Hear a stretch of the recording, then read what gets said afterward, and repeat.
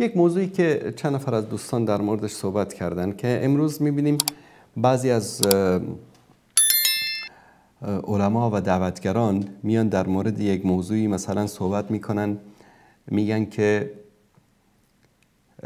فلان عمل حرام است یا فلان عمل شما حلال است. یکی میاد میگه نوروز حرام است، یکی میاد میگه حلال است، یکی میگه که شب یلدا حلال است، یکی میگه شب یلدا تجلیلش حرام است. من یک معیاری رو خدمت شما عزیزان بیان بکنم چون به پایان برنامه رسیدیم. هر کسی که یک عملی رو میگه حرام است یا حلال است، ما باید یک معیار داشته باشیم، معیاری که الله و رسولش برای ما تعیین کرده. هر عملی که جز عبادتهای کفار باشد، جز عبادتهای یهود باشد، جز عبادتهای نصارا باشد، جز عبادتهای مجوسی ها باشد، جز عبادتهای بودایی ها باشد، جز عبادتهای هندوها و سیک ها باشد، جز عبادتهای بت پرست ها باشد، ولو در تاریخ ولو در گذشته، جز عبادتهای اونها باشد، تجلیل آن برای مسلمان حرام است.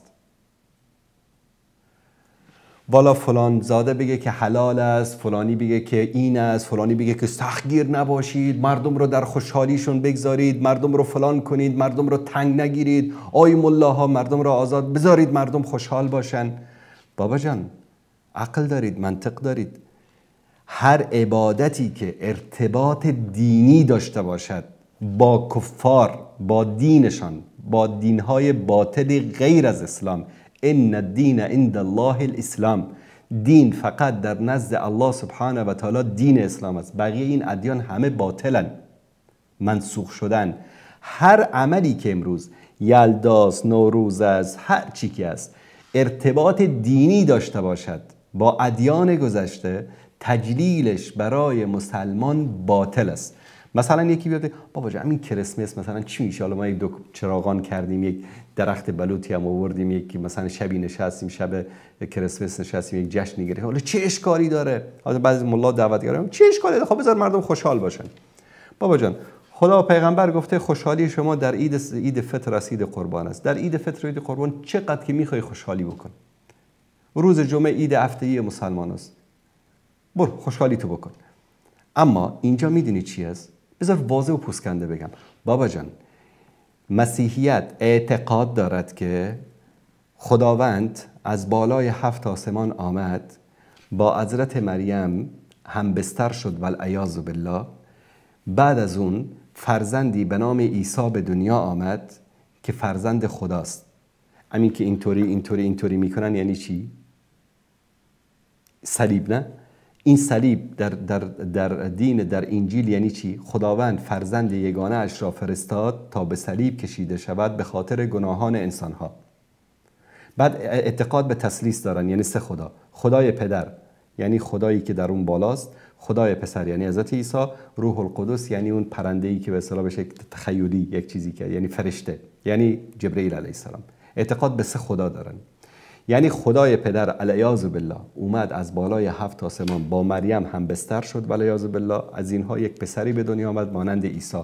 و توی مسلمان احمق جاهل نادان میری همون اعتقاد مسیحیت رو که خداوند فرزندی به دنیا آورد رو تو اون شب میری جشن میگیری. میلاد مسیح یعنی این. اما دین ما میگه قل هو الله احد الله الصمد لم یلد ولم یولد ولم یکن له کفوا احد. تو چطور مسلمانی هستی که این شب میری جشن میگیری و یک دعوتگری یا یک ملای مدرن 2024 و 25 بیاد به تو بگه حالا برید خوشحالی بکنی یک شب کریسمس، چه اشکالی داره؟ چی میشه؟ شب یلدا یکی از شبهایی است، یکی از عبادتهایی است که متعلق به مجوسیان آتش پرست قبل از اسلام بوده.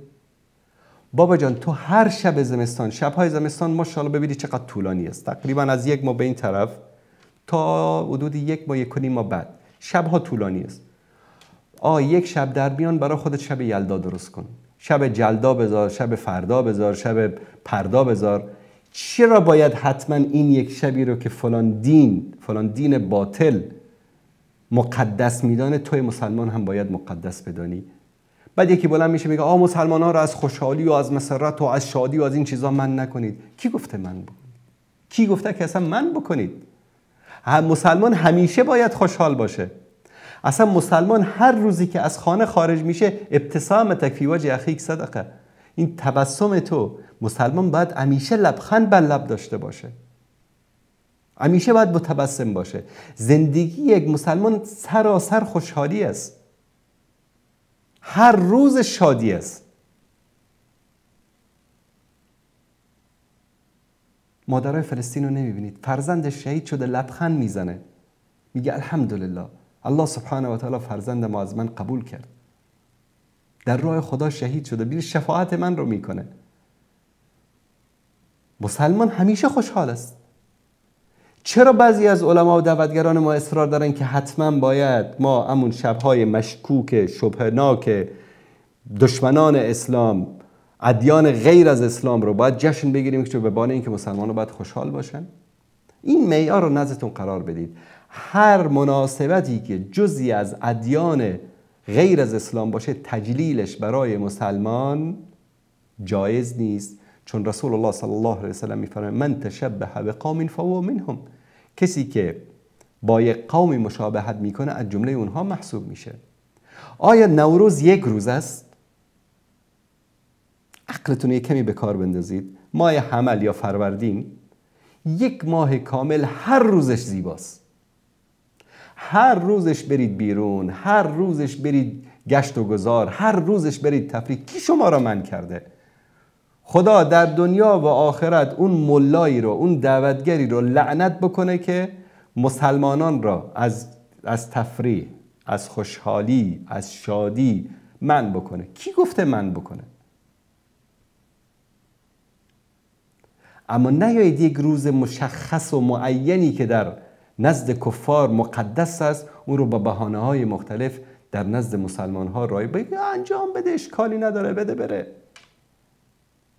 نه این دین شما و دین شخصیتون نیست که هر چیز رو خواستی حلال بکنی، هر چیز رو خواستی حرام بکنی. حرام خدا حرام است تا روز قیامت، حلال خدا حلال است تا روز قیامت.